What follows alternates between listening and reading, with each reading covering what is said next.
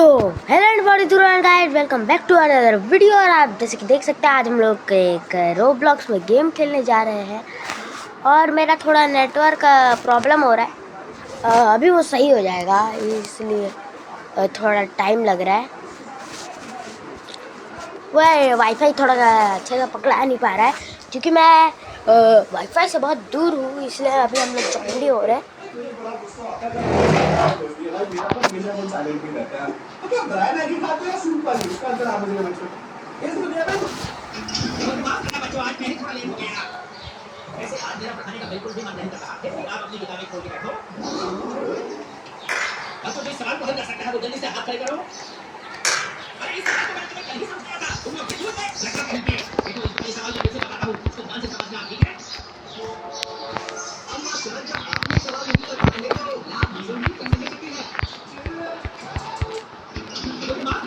जैसे ही ये प्लेन उड़ा तो बस कुछ ही मिनट बाद अचानक इसके इंजन से पंछी टकरा गए और प्लेन के दोनों इंजन फेल हो गए। फिर बिना पावर वाले इस प्लेन के पायलट ने सोचा कि प्लेन को आसपास के रनवे तक पहुंचा दूं, लेकिन ऐसा करना पॉसिबल नहीं था। इसीलिए पायलट ने प्लेन को हडसन रिवर की तरफ मोड़ दिया और पैसेंजर से कहा कि अगर तुम लोग जिंदा बचे तो समझना मैंने बचाया है, और अगर मर गए तो समझ लेना भगवान की मेहरबानी थी। फिर लगभग 250 किलोमीटर पर आगे पायलट ने प्लेन को बिना चटाई से पानी में उतार दिया और ये इमरजेंसी लैंडिंग सक्सेसफुल रही, जिसमें सब लोग जिंदा बचे। जैसे ही ये प्लेन उड़ा तो बस कुछ ही मिनट बाद अचानक तो गाइस, हमारा गेम शुरू होने जा रहा है। और फिर मैं आपको इसका गेम का नाम नहीं बताया था, लेकिन हम गाने फाइट कर रहे हैं।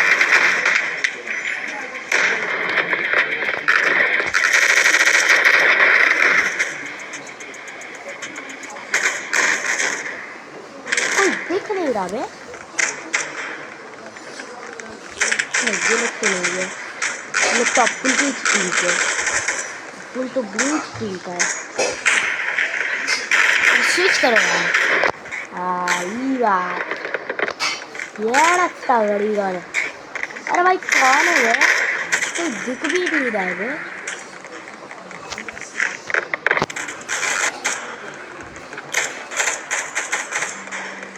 मिल गया, स्पॉट हो गया।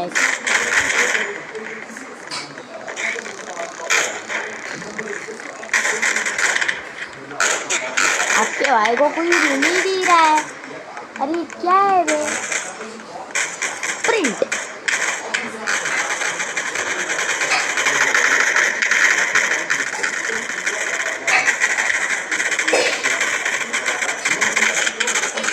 व्यक्ति को मारना पड़ेगा। रिलोड कोई नहीं था। मिल गया, मिल गए।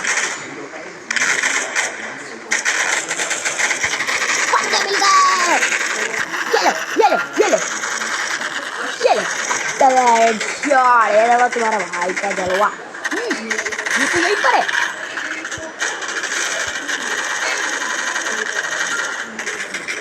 तुम्हारा भाई का जलवा देखो। हर बार घुस के मारूंगा इनको। बेटे, पीछे तेरी मौत खड़ी है, मौत खड़ी है, मौत खड़ी है। अरे भाई, पीछे पीछे।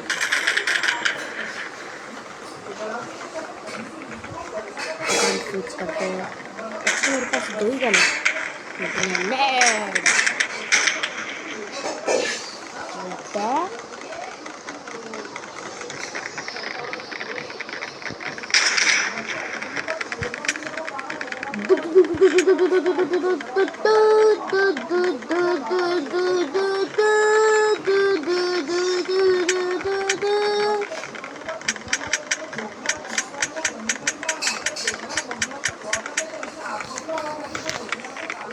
अभी तक मरा भी नहीं।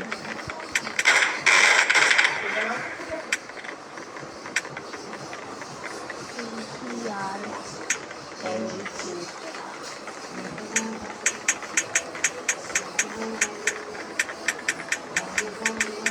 मेरा नेटवर्क नहीं पकड़ा रहा है गाइस।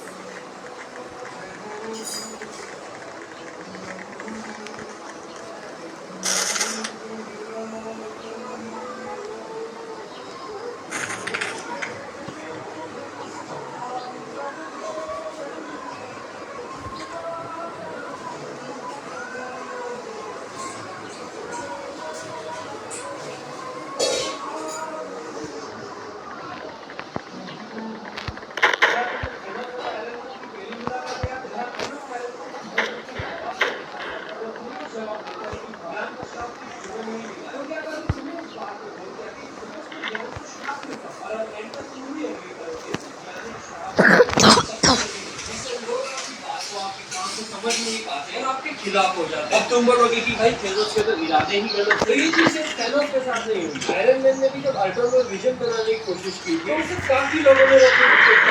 आयरन मैन जब कई बातों को समझ जाता है, तो विजन से एग्री करने लगता है, तब तीनों की जान की नस्बत बन जाती है, क्योंकि उस चीज़ को तो भाई हम लोग सबसे पहले तो रियल लाइफ में भी जिस पहली बार लोगों ने मार दिया था, थेनोस के कंपैरिजन में आयरन मैन को कम, और ऐसा नहीं है कि आयरन मैन की इंटेलिजेंस कम थी। आयरन मैन की इंटेलिजेंस थेनोस की इंटेलिजेंस से हमेशा सुपीरियर रही है। तो कंफ्यूज मत हो, बता सकते हो कि बातों को पता समझ के मुझे गलत साबित करने की कोशिश।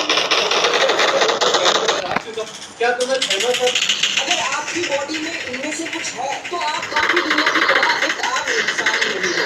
सबसे पहले सबसे rare congenital insensitivity to pain, यानी कि एक ऐसी कंडीशन जिसमें इंसान को दर्द भी महसूस नहीं होता। दुनिया में आज तक सिर्फ 20 केसेस ही रिपोर्ट किए गए हैं। नेक्स्ट हेटेरोक्रोमिया, दुनिया में 1% से भी कम लोग हैं जिनकी आंखों का कलर अलग अलग होता है। अगर आपके अंदर ये है तो आप बहुत रेयर हो। मैंने तो आपसे किसी दुनिया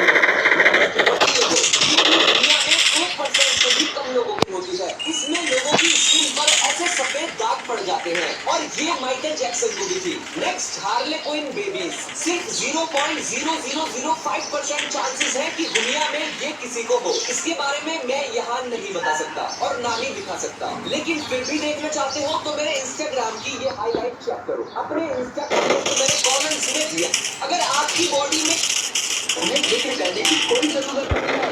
तुम तो पहले क्या मुझे क्या चीज करती है। अब देखते हैं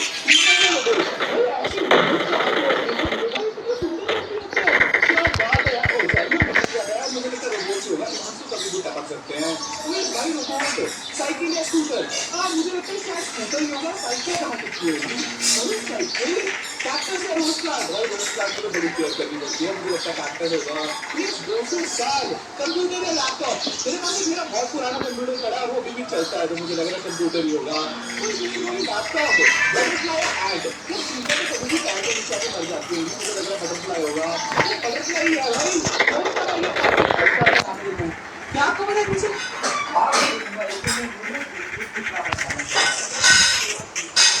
तो भाई बहुत प्रॉब्लम पड़ रही है यहाँ। मैं गन से अल्लाह कर ये 50,000 वाली प्लीज अल्लाह को अल्लाह ओ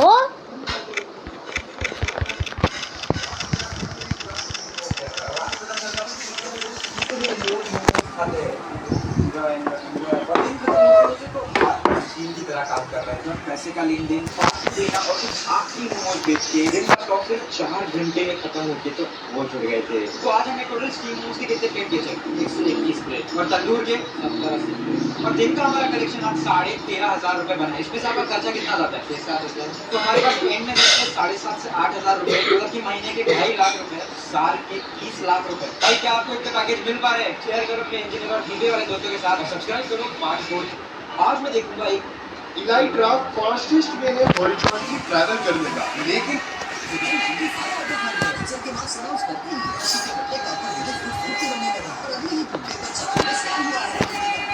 अरे यार नेटवर्क प्रॉब्लम। लेकिन पापा सबको कैसे क्रिकेट कैसे खेलेगा? अरे क्रिकेट खेलने के लिए नहीं बोल रहा हूँ, होमवर्क करने के लिए बोल रहा हूँ। बेटा खेलने कोई जरूरत नहीं है। ठीक है पापा, जैसा आप कहोगे वैसा ही पापा करेगा। जाओ, वेरी गुड।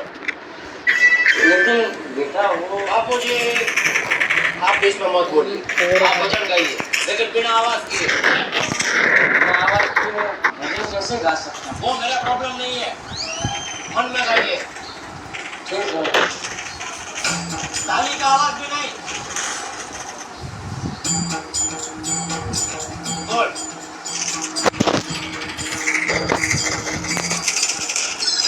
तपो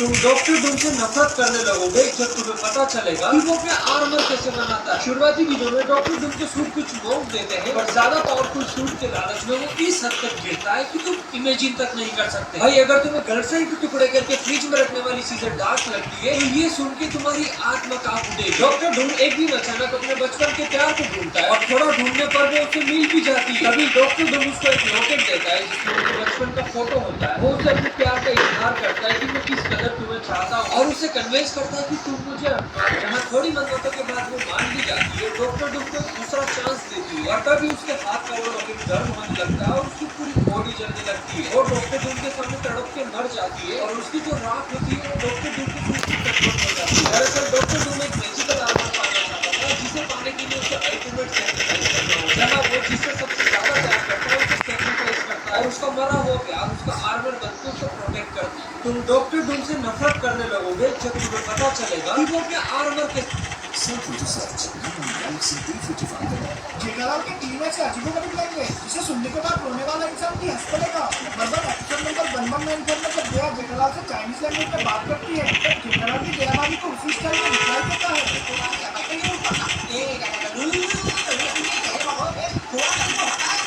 एपिसोड नंबर 2354 में जब अय्यर जमीन को बात करता है तब जेठालाल परेशान होकर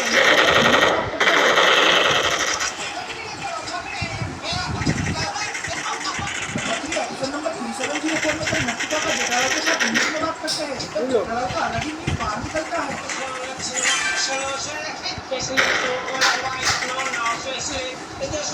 जेठालाल के टीम मैं दुआ करता हूँ कि आपको बोन कैंसर कभी ना हो, लेकिन अगर मेरी दुआ कबूल नहीं होती है तो बोन कैंसर होने पर डॉक्टर आपकी इन्फेक्टेड हड्डी को काट कर मेटल की हड्डी उतार, लेकिन ये ठीक से परफेक्टली फिट नहीं होगा जिससे आपकी चाल में थोड़ी उछाल रह जाएगी। इसीलिए आपको दूसरा तरीका चूज करना है। इसमें डॉक्टर आपकी इन्फेक्टेड हड्डी को निकालकर ऑटोक्लेव मशीन में गर्म करके उसका पाया बनाए। मजा ही आ जाएगा कसम से। मजाक का साइड, आपकी हड्डी को गर्म करके सारे कैंसर के सेल्स को प्यार से मार दिया जाए और फिर से हड्डी को वही फिट कर दिया जाए और आपकी मोरनी जैसी चाल बरकरार है।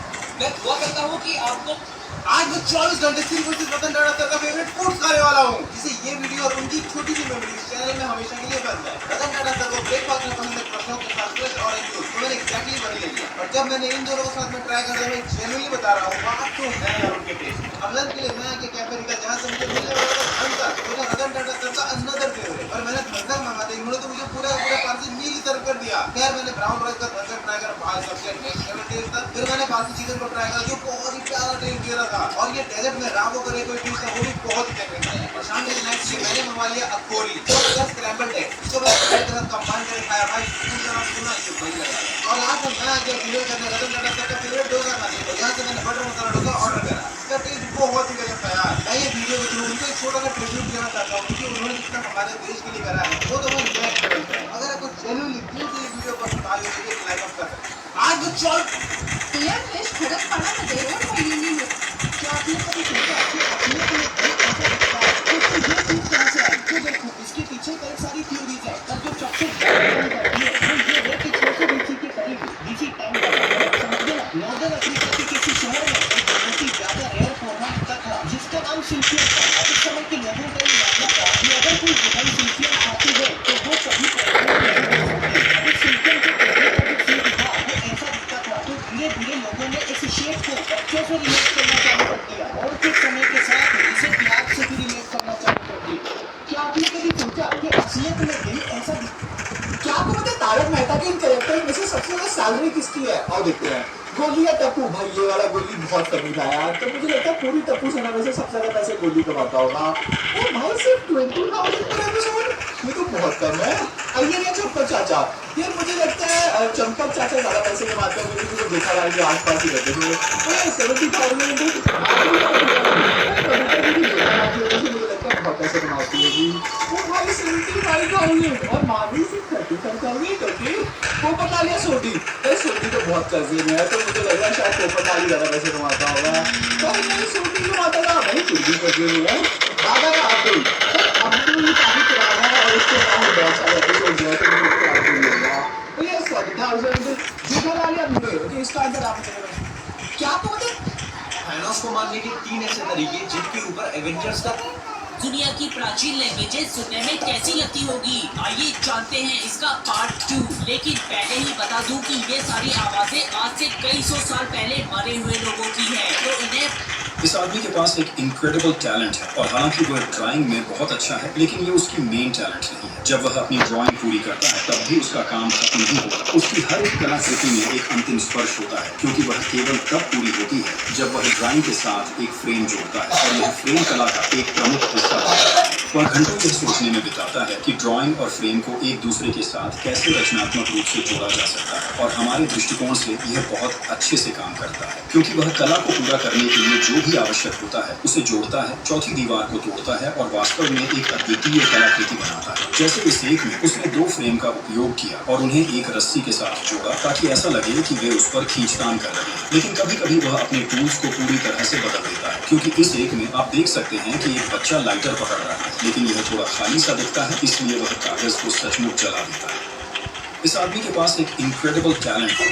मैं तुम्हें 10 सबसे कॉमन बर्थडे डेट्स बताने वाला हूँ जो कि मुझे ChatGPT से पता चली है। तो अगर तुम्हारा बर्थडे इनमें से किसी भी डेट पर हुआ तो तुम इस गेम से बाहर हो जाओगे। So let's start. फर्स्ट है 5 अक्टूबर। अगर तुम्हारा बर्थडे 5 अक्टूबर को होता है तो तुम इस गेम से ऑलरेडी बाहर हो चुके हो। सेकंड है 11 नवंबर और इससे 2 दिन बाद मेरा बर्थडे होता है। थर्ड है 5 सितंबर। फोर्थ है 12 सितंबर।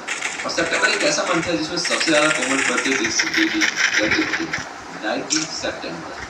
अगर इनमें से किसी भी डेट पे तुम्हारा बर्थडे होता है तो तुम इस गेम से बाहर हो चुके हो। So let's move to the next one. 6th है 15 मई। 7th है 7 जुलाई। 8th है 25 दिसंबर। 9th है 2 जुलाई। लास्ट है 2 जुलाई। कुछ तो है।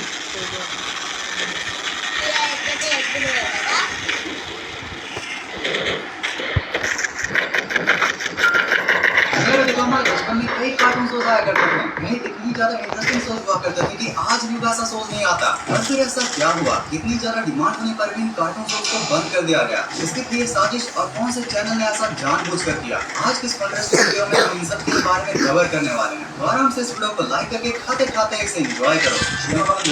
अगर तुमने कभी न कभी शाहरुख खान वाले आवाज के कार्टून को जरूर ही देखा होगा। सारा मूड खराब कर दिया। ये तो बड़ा दुनिया के 195 कंट्रीज में से 180 कंट्रीज में दिखाया जाता है, और वो भी सिर्फ एक ही कंट्री में कमेंट्री के साथ दिखाया जाता है। और जब उसी सेम इंडिया कंट्री में मैं उसकी कमेंट्री करने का ट्राई कर रहा हूँ तो तुम मुझे चुप करा दे रहे हो। ओके, तो तुम्हें अब तक तो ये पता चल नहीं गया होगा कि शॉन द शीप एक ऐसा एनिमेशन हुआ करता था जिसको प्ले और स्टॉप मोशन के एनिमेशन के साथ बनाया जाता था। फिर जितना इंटरेस्टिंग ये फैक्ट है उससे भी ज्यादा इंटरेस्टिंग शॉन द शीप का बैकग्राउंड है। तो शॉन द शीप को जिन्होंने बनाया वो थे निक पार्क, और अपनी कॉलेज के समय से वो बहुत ही ज्यादा टैलेंटेड एनिमेटर थे। अब देखो कोई भी कॉलेज में टिकने के लिए तुम्हें अच्छी अटेंडेंस के साथ बहुत सारे अच्छे प्रोजेक्ट्स भी बनाने होते हैं। अब जब हमारे निक सर कॉलेज में प्रोजेक्ट बना रहे थे तो वहीं पर वो पहली बार बनाते हैं बैलेंस एंड ग्रोमिट को। अब आगे चलकर इनका ये शो इतना ज्यादा पॉपुलर हो जाता है कि 28 से 5 से ज्यादा मूवीज को थिएटर्स में रिलीज किया जाता है। अब इन्हीं में से इनकी 1995 की मूवी क्लोज सेव में पहली बार शॉन को दिखाया जाता है जो कि ट्रक से भागा हुआ एक भेड़ होता है। फिर इस मूवी के बैलेंस में ग्रोमिट जिसको बैंड बजाता है। लोग लिटरली मेन कैरेक्टर्स को छोड़कर इसे देखना चाह रहे थे। आगे चलकर इसकी डिमांड इतनी बढ़ गई कि 5 मार्च 2007 को इसकी स्पेशल एनिमेशन सीरीज को लॉन्च कर दिया गया, जो कि भाई आज उससे भी कहीं ज्यादा पॉपुलर हो चुका है। भाई पूरे शो में मुझे बहुत ही ज्यादा पसंद था। छोटा सा मजाक था,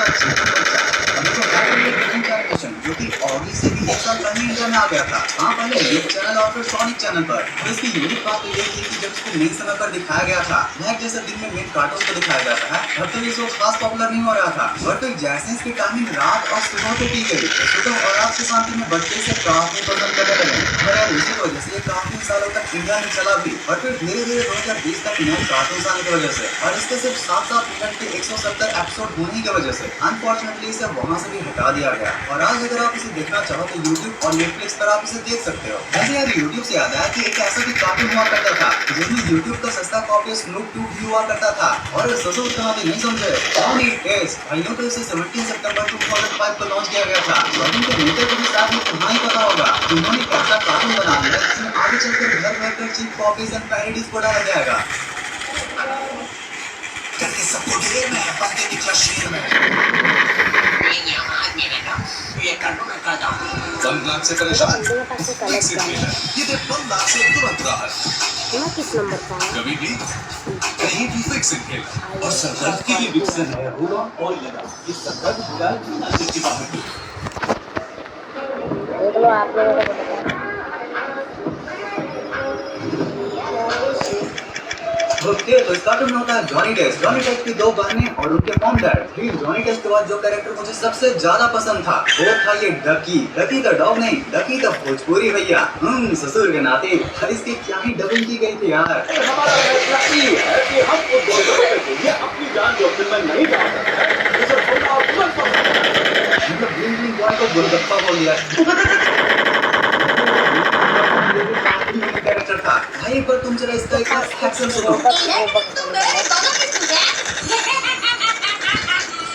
मतलब भाई जब भी मैं इस कैरेक्टर को देखता था ना तो मुझे स्कूल का एक दोस्त याद आता था जो कि पक्का बिग बॉस जैसा ही मटेरियल था। वैसे ब्लिंग ब्लिंग बॉय की चेन भी काफी यूनिक है और यार इस मजेदार कैरेक्टर को वॉइस दिया है प्रसाद बारवे ने, जो कि भाई रियल लाइफ में भी कुछ ऐसे ही दिखते हैं। अब यार जैसे मैंने इनका फेस देखा ना मुझे प्रीतम प्यारे और दोस्तों याद आ गया। भाई उसमें इन्होंने क्या ही एक्टिंग की है। ये कैरेक्टर मतलब बॉडी और माइंड दोनों ही के साथ भर गया। तुम्हें पता है कितना फनी होने के बावजूद भी इस शो में इन दोनों बहनों के साथ इसकी बात क्यों नहीं बन पाती थी? क्योंकि भाई सुजैन और मैरी जो कि जॉनी टेस्ट की दोनों बहनें हैं वो एक्चुअल में शो के क्रिएटर स्कॉट फैलोस के दोनों रियल लाइफ बहनों से इंस्पायर होकर बनाई गई थी। मुझे तुम्हें याद है ना कि शुरुआत में मैंने बताया कि कैसे ये शो पूरा पैरोडी से भरा हुआ है। तो देखो शो में तो तुमने मिस्टर ब्लैक एंड व्हाइट को तो देखा ही होगा। हाँ, जिनका नाम उल्टा होता है और जो कि एजेंट होता है, ये दोनों ही कैरेक्टर मेन इन ब्लैक मूवी सीरीज के एजेंट जे एंड एजेंट के की पैरोडी थे। इवन टॉम एंड जेरी के जैसा ही एपिसोड में हमारा जॉनी टॉम एंड जॉनी भी बन जाता है।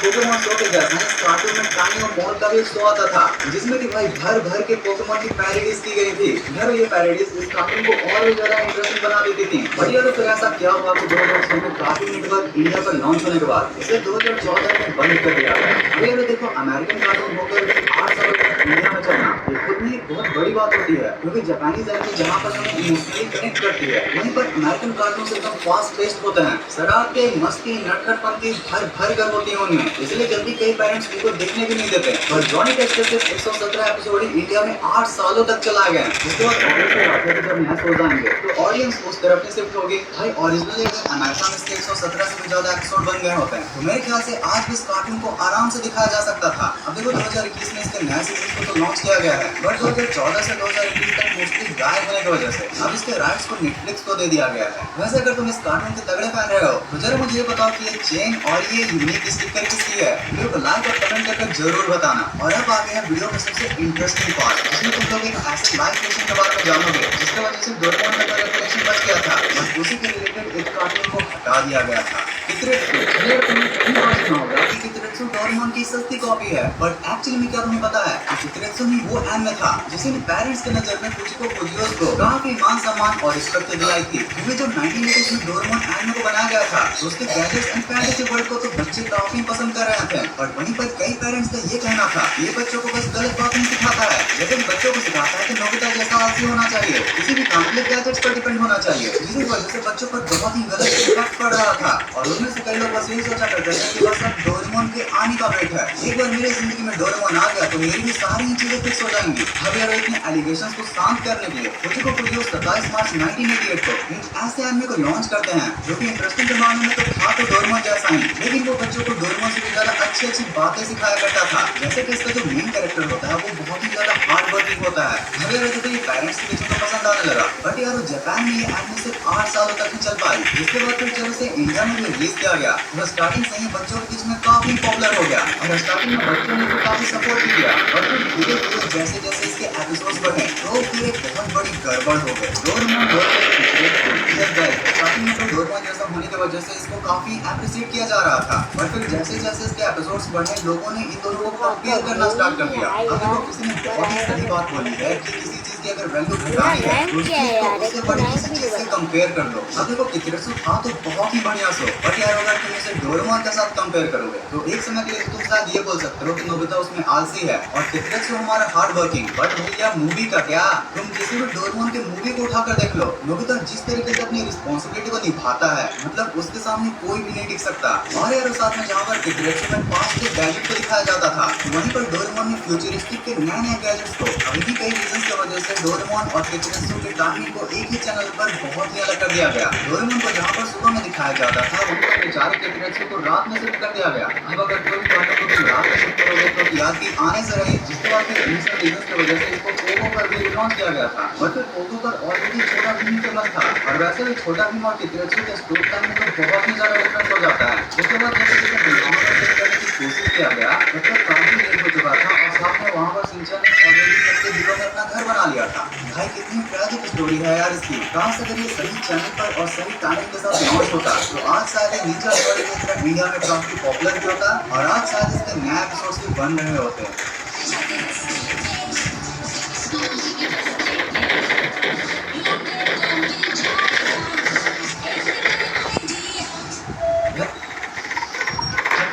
जनतापर्यंत प्रत्येक भांड्याचा सामचिक लेडीचे एक्सपर्ट म्हणतात फॅमिलीसाठी प्रत्येक लहान गोष्ट टेस्ट करून आणता। मग फिनाईल काढणारी एक्सपर्ट्सने केली आहे टेस्ट आणि लायझॉल 10 पॉप्युलर फिनाईल्सच्या तुलनेत मारते अधिक जर्म्स आणि क्रिएटिव्ह 10 पट उत्तम स्वच्छता।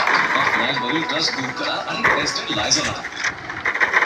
वैसे और एक छोटा सा फन फैक्ट बताऊं, टेत्सुया के एपिसोड 205 में जब टेत्सुया ये सब नूडल्स खाने के लिए बाहर जा रहे होते हैं तो वहाँ पर भी मिल जाता है ये नूडल ईटर। लो भाई आज ये नूडल ईटर की भी सेव ही कर लो। मतलब कहाँ है भाई तू? जिसे एक वेबसाइट पर मैंने ये पढ़ा था, जिसे टीवी पर डोरेमोन और शिनचैन से भी ज़्यादा दिखाया गया है। उस वक्त मैं वेबसाइट पर हंस दिया था, पर अब मुझे धीरे-धीरे डाउट होने लगा था जैसा ही एपिसोड बास्केटबॉल ये सबसे फनी था गुरु।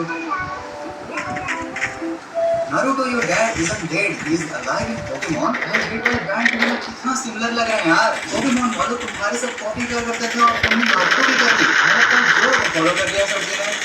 Every time I see this, I can only imagine this। ये ऐड वाले ना दिखाने के लिए कुछ भी कर सकते हैं। मतलब टूथब्रश में भी टूथपेस्ट को एकदम अंदर डालना होता है, बट ऐड वाले में दिखाएंगे कि नहीं ब्रश के ऊपर डालो। Not a meme, just a sad reality of me and my best friend। अरे मुझे साइंस से न आए, मुझे मैथ से न आए कोई।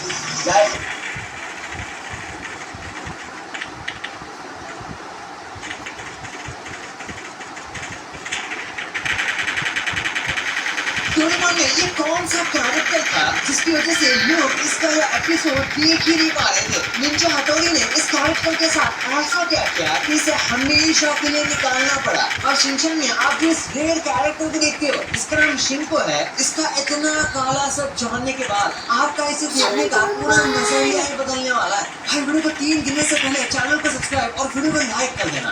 1 2 और 3 आपने कर दिया। स्टार्ट करते हैं। निंजा हथौड़ी हमारे बचपन का सबसे ज्यादा फेमस एनिमे था। इंडिया में इतना ज्यादा फेमस हो गया था कि इसे इंडिया वालों ने खरीद लिया था। लेकिन इस वीडियो में हम इस चीज की नहीं बल्कि एक मिस्टीरियस लड़की की बात करने वाले हैं जिसे बहुत कम लोग जानते होंगे। आप सभी स्टोलन को तो जानते ही होंगे।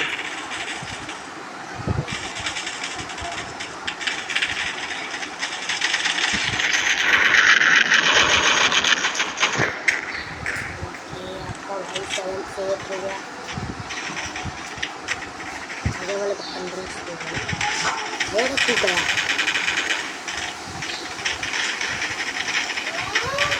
आखिर कैसे एक गेम के जैसे आज हमें महिंद्रा की थार देखने को मिलती है। क्यों लकी मैन को उसके बैट लग की वजह से ये बंद करना पड़ा? क्यों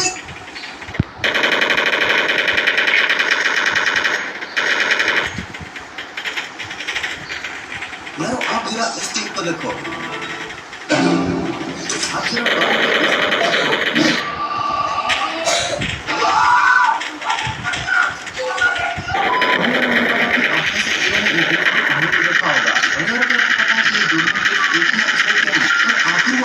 कौन सा है और उसमें हुआ क्या था? जैसे कई कंट्रीज में इस रात में दिखाने स्ट्रिक्टली बैन कर रखा गया है। आज हम डोरेमोन एंड शिनचैन के भी कुछ ऐसे हॉरर एपिसोड्स के बारे में जानने वाले हैं जिनको बनाया तो एज अ फनी वे में गया था, बट कब वो क्रीपी बन गया पता ही नहीं चला। तो यार चलो हॉरर एपिसोड वाली इस डार्क वाइड वीडियो को स्टार्ट करते हैं।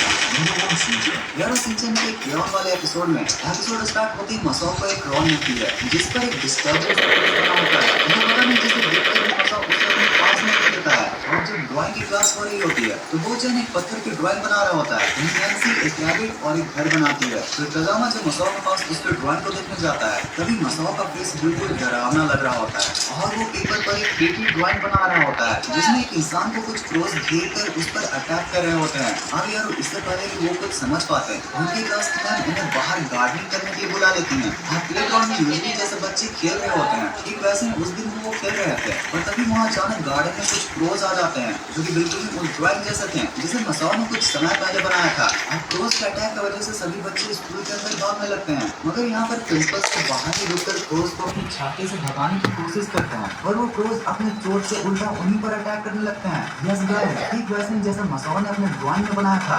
अब ये देखकर मसाओ एंड उसके फ्रेंड्स बिल्कुल शॉक हो जाते हैं। अब यहाँ पर क्रोज के साथ लड़ने की वजह से प्रिंसिपल सर को काफी चोटें आ जाती हैं इसीलिए लगभग सारे टीचर्स एंड स्टूडेंट्स उनकी केयर कर रहे होते हैं। और इन्हीं सब के बीच में वो अचानक से नोटिस करते हैं कि मसाओ वहाँ पर उनके साथ नहीं था। अब बहुत ढूंढने पर मसाओ क्लास में मिलता है। यहाँ क्लास में आकर वो एक न्यू ड्राइंग बनाता है जिसमें किसी पतले पैर में एक पिन चुभ रही होती है। अब जब क्लास में ये सब चल ही रहा था तो अचानक से बाहर से योशिनागा मैम की चीखने की आवाज आती है क्योंकि उनके सैंडल में पिन चुभ जाती है। होने के बाद संजय उसके फ्रेंड से बात समझ जाते हैं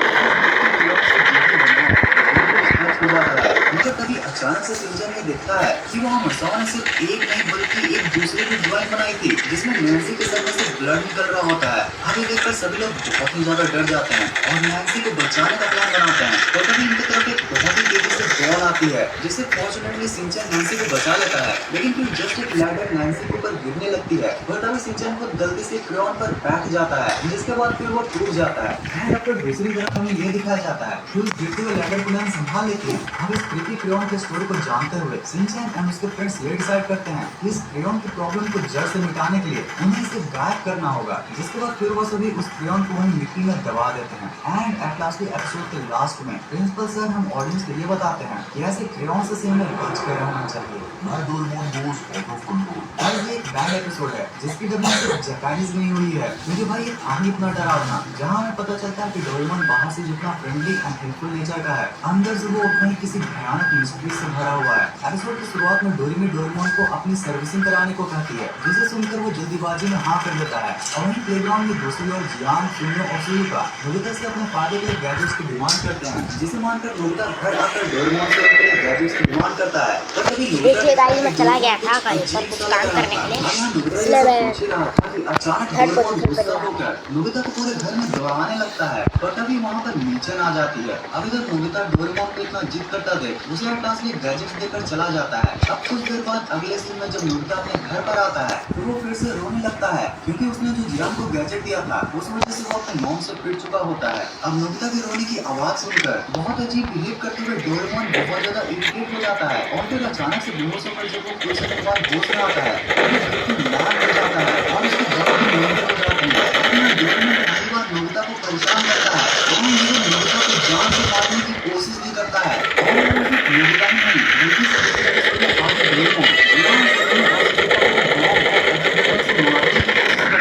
लेकिन फॉर्चुनेटली वो जैसे तैसे अपनी जान बचाकर अपने घर पर पहुंच जाते हैं। पर इधर डोरेमोन नोबिता का पीछा करते करते उसे रूम में घेर लेता है और अपनी एक पावरफुल गन से उस पर निशाना लगाता है। पर यार जैसे ही डोरेमोन अपनी गन के सामने नोबिता को फायर करता है तभी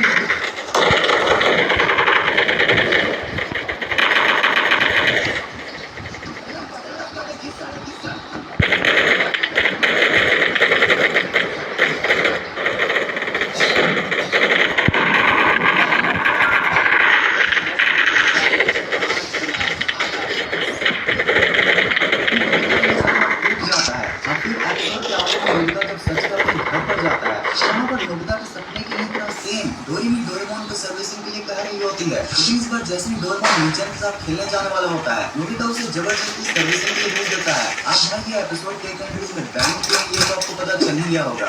इसमें वायरस, बॉम्ब, गन सब चीज दिखाया गया था। अब भाई ये तो क्रिएटिव एपिसोड था नहीं। आप इस वीडियो को लाइक करके कमेंट में जरूर बताओ कि आपके बचपन में वो लिटरली कौन सा कार्टून का कौन सा एपिसोड था जिससे आपको सबसे ज्यादा डर लगा हो। बहुत सारे लोग कॉमेडी डॉग के बहुत से एपिसोड को कमेंट करने वाले हो। मेरा तो ये वाला एपिसोड था। आपका कौन सा ये आप कमेंट में जरूर बताओ। यार अगर आपने टॉम की ये वाली मीम देखी होगी या फिर जेरी की ये वाली जीत, तो आपको ये तो पता नहीं होगा कि कितनी ज्यादा क्रीपी है। टॉम एंड जेरी की इस एपिसोड को तो एज ए फनी गेम बनाया गया था, बट जब प्रोड्यूसर्स ने इसे टीवी पर ब्रॉडकास्ट किया तो तब तक ये ऐसा क्रीपी एपिसोड बन चुका था जिसे आगे चलकर रात में दिखाना ही बैन कर दिया गया था। भाई टॉम मेरी रात को यही उड़ा देता है। धरती पर उतरा था एक एलियन, तो जेरी की नजरों में आते ही उसका रूप ले लेता है। अब होना क्या था, ये जगह देख तो जेरी अपना सुबह पलटी मार लेता है, लेकिन वहीं जेरी की कॉपी एलियन टॉम के सामने पहुंच जाता है, जिसे टॉम गुस्से में हथौड़े से पूछ देता है और उससे उसका कुछ भी नहीं बिगड़ता। अब टॉम उसे बेलन से करने की कोशिश करता है और उसे कुछ भी नहीं होता। अंत में टॉम उसे चलने से मसल देता है, पर वो बार बार अपने जेरी वाले रूप में आ जा रहा था। अब जब टॉम के इतना अटैक करने के बाद भी उस एलियन को कुछ भी नहीं होता, तो फिर वो एलियन जेरी टॉम को उठा कर पटकता है। और जब टॉम उसे वापस पकड़ने के लिए जाल में बंद करता है, तब भी वो पानी के अंदर जाल से बाहर निकल आता है। देखकर जब टॉम वापस भागने की कोशिश कर रहा था, इतने एलियन अपने ऑक्टोपस वाले टेंटिकल निकालकर टॉम को घर से बाहर फेंक देता है और फिर इधर जेरी से जाकर हाथ भी मिला लेता है। अब यार अगले सीन तक टॉम ये बात समझ जाता है कि ये जेरी नहीं बल्कि कोई एलियन है, जिसे बताने के लिए जब वो अपनी मालकिन के पास जाता है तो उसकी मालकिन उसकी बात न समझकर उसको धक्के मार कर निकाल देती है। अब यार इधर टॉम की मुसीबतें कम होने का नाम ही नहीं ले रही थी कि तभी एलियन भी वापस आकर उसको अच्छे से बजाता है और फिर एलियन उसका रूप तक ले लेता है, जो देख टॉम और इधर जेरी तक एलियन की स्पेसशिप में काटकर भाग जाते हैं। और इधर हमें दिखाया जाता है कि टॉम की मालकिन अब जाग चुकी है और अपना नॉर्मल काम करने जा रही है, लेकिन एलियन टॉम उसे नजरअंदाज करते हुए एक बहुत ही बुरी चीज करता है। एंड फिर यहीं पर एपिसोड खत्म हो जाता है। मेरी सारी असमान ये बता रही हो कि अब उस खड़ूस मालकिन के साथ कुछ बहुत ही बुरा होने वाला है। फिर अब इतनी इन्फॉर्मेशन के बाद कुछ मीम्स तो बनते हैं ना। When baby cries in late night, देख ये कोई टाइम नहीं होने का, जनाब होती नहीं कि टेंटे सो जाता है। We trying to sleep at 2 AM. Random dog light your brother.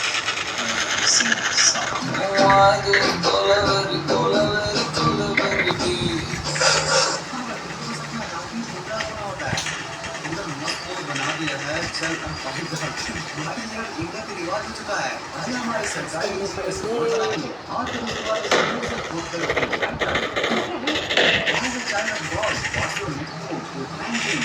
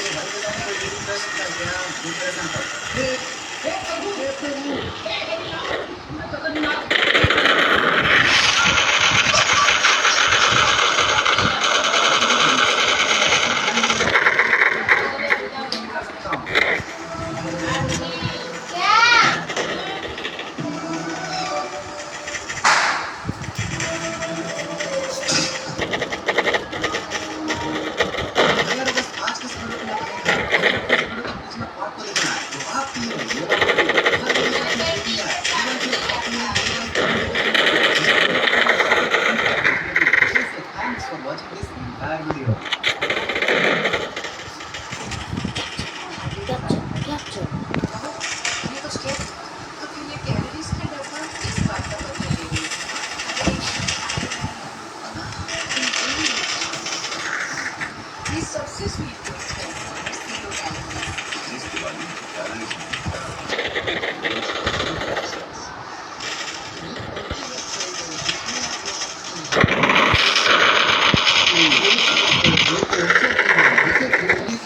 आपको अपना फोन ही तोड़ना पड़ेगा, इसके बाद ही आप इस गेम को खेल पाओगे। और क्या आपने कभी ये सोचा है हमारे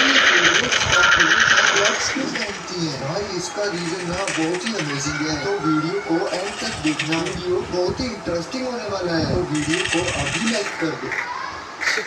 यार कल्लू कालिया 2000cc डेविड पुत्र, ये सब आखिर कौन से एपिसोड्स हैं और इनको कब बनाया गया था? और सबसे मेन सवाल कि इनके वायरल होने की डार्क रियलिटी क्या है? इन सब को आज हम जानेंगे फुल रिएक्शन वीडियो में, तो इसलिए इस वीडियो को लाइक करके एंड तक जरूर देखना।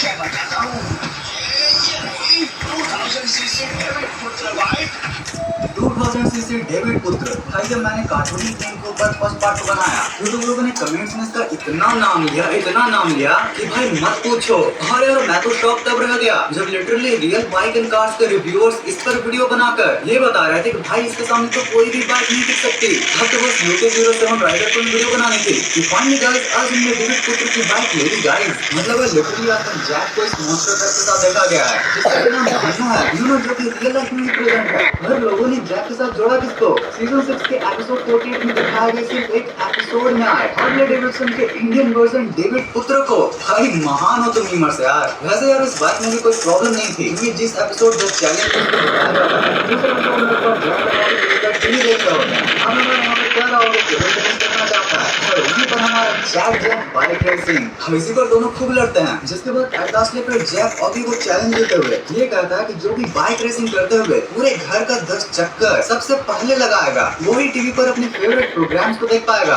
अब बहुत सोचने के बाद ऑफिस पर मान जाता है और अपने सखाराम को घर के बाहर ले आता है जिस पर वह जैक काफी हंसता है और फिर स्वैग के साथ अपना 2000cc वाला डेविड पुत्र को ऑडी को दिखाता है। वैसे ओरिजिनल एपिसोड में तो यहाँ पर बस सीटी ही बज रही होती है बट भाई हमारे क्रिएटिव हिंदी डबिंग आर्टिस्ट उनकी सोच देखो, उन्होंने डब करते हुए बाइक के ब्रांड डेविडसन से इस बाइक का नाम डेविड पुत्र रख दिया। अब भाई जिस तरीके से जैक अपने बाइक को इंट्रोड्यूस करवाता है वो कई मीमर्स को काफी अच्छा लगता है। मीमर्स सोचते हैं कि जब जैक दुनिया का पापा है ही तो क्यों ना उसके एक स्पेशल बाइक का भी डिटो, जिसके बाद ही भाई इसको इंस्टाग्राम पे डालकर काफी वायरल किया गया। वैसे भाई एपिसोड के आगे में जैक को काफी ओवर कॉन्फिडेंट दिखाया जाता है जिसकी वजह से वो रेस को काफी हल्के में ले रहा था बट फिर जब देखते देखते ऑडी ने आधा रेस कंप्लीट कर लिया तो फिर जैक के साथ कुछ ये हो जाता है।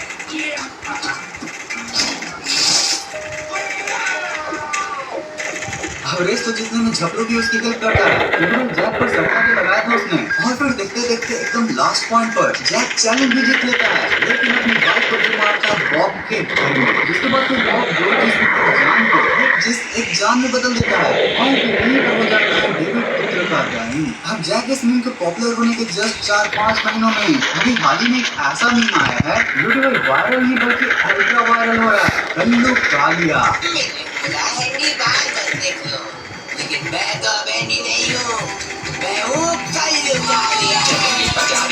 हाल ही में अगस्त सितंबर के महीने में कल्लू कालिया काफी वायरल हुआ जो भाई ऑब्वियसली horridhenry.com है जिसको कि लिटरली सभी ने देखा होगा क्योंकि भाई सबसे पहले सीजन का सबसे पहला एपिसोड तो यही है ना। याद है ना horridhenry का वो एपिसोड ट्रिक्स एंड ट्रीट वाला, ये कल्लू कालिया की क्लिप वहीं से उठाई गई है। अरे भाई अभी भी याद नहीं आ रहा? अरे भाई वही एपिसोड जिसमें हैलोवीन में जाने से पहले हेनरी पैट्रिक का कुछ ऐसा हेयर स्टाइल कर देता है जिसके बाद फिर उसकी मॉम उसको पनिशमेंट के रूप में घर पर ही रुकने के लिए बोलती है और वही जिसके बाद तो हेनरी बोलता है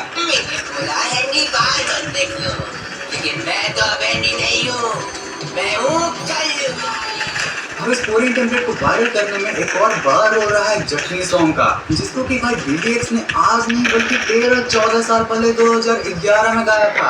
अब उस समय भी ये सॉन्ग ठीक ठाक वायरल हो गया था बट फिर किसी मीवर ने नोटिस किया कि horridhenry की वॉइस और BTS की वॉइस तो काफी सिमिलर है, क्यों ना horridhenry का एक ऐसा एडिट बनाया जाए जो कि सब जगह तहलका मचा देगा। वैसे इंग्लिश वाले ओरिजिनल एपिसोड में तो कोई कल्लू कालिया नहीं होता है बल्कि वहाँ पर तो हेनरी डार्क एवेंजर बनता है। पर फिर से thanks to our Hindi legend dubbing artist जिन्होंने डार्क एवेंजर को कल्लू कालिया बना दिया। हाँ ये भी बंदे हैं जिन्होंने हिंदी को वॉइस दी थी। यार कॉस्टो भाई तो ऐसे सिंगर हैं बट इनकी बॉडी को देखकर कोई भी इनके ग्लो पर सवाल नहीं उठा सकता।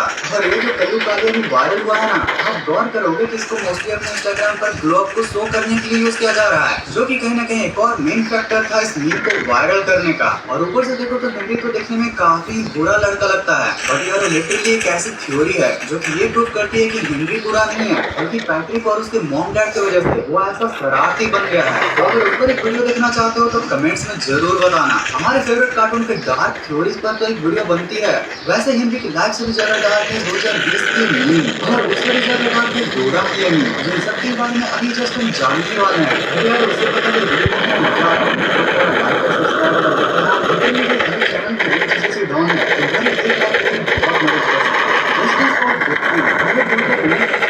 कोरोना वायरस सबको परेशान कर रहा था तो वहीं पर इंडिया में ट्विटर पर ट्रेंडिंग कर रहा था जस्टिस फॉर चुटकी। मतलब बेरोजगारी की दिक्कत होती है फैमिली मेंबर्स ने ऐसे एंजल्स को पॉइंट आउट करके बताया, देखो कैसे भीम और चिपकी ने फ्री में लड्डू खिलाए, उसको हर जगह पर हर फाइट में मदद की और अब चलो गाइस, आज की वीडियो यहीं खत्म होती है।